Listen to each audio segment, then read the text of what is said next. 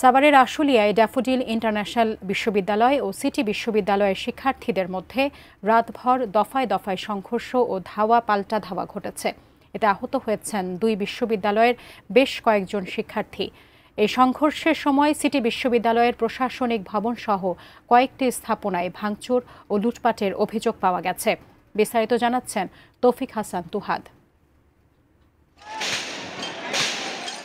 রোববার সন্ধ্যায় Ashulia bachelor paradise নামের একটি ভবনের সামনে ঘটনার সূত্রপাত।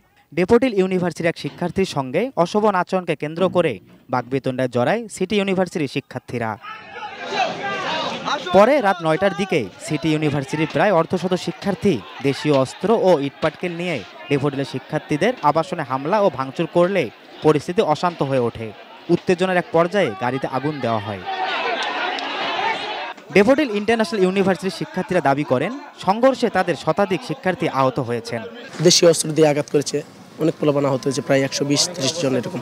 আমরা যখন সব একসাথে মিলে ওখানে গেছি, যাওয়ার পরে ওরা নেকড়ার মধ্যে অকটেন আর কেরোসিন তেল মিলায়া আগুন লাগে আমাদের দিকে ফিকা মারছে। একটা ভাঙচুর, মারামারি এবং এই ধরনের ঘটনা ঘটছে। দুই ইউনিভার্সিটির শিক্ষার্থীদের মধ্যে ধাওয়া পাল্টা ধাওয়া হয়েছে এবং ক্ষয়ক্ষতির পরিমাণও অনেক বেশি বলে অভিযোগ করেন সিটি ইউনিভার্সিটির শিক্ষার্থীরা। বাছাইকৃত লাল সরিষার দানা থেকে অত্যাধুনিক কোল্ড প্রেস মেশিনে তৈরি হয় প্রাণ সরিষার তেল, আসল ঝাঁঝে আসল স্বাদে।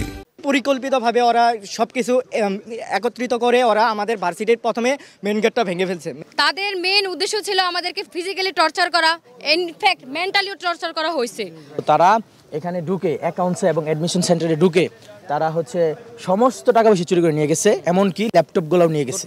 রাতভর চলায় সংঘর্ষ ভোরের দিকে থেমে গেলেও সকালে আবারও উত্তেজনা ছড়িয়ে পড়ে। সকাল ৬টার পর সিটি ইউনিভার্সিটির শিক্ষার্থীরা খাগাইন, বিরুলিয়া, সাভার সড়ক অবরোধ করে বিক্ষোভে অংশ নেয়। ফলে আশেপাশের এলাকায় যান চলাচল বন্ধ হয়ে পড়ে।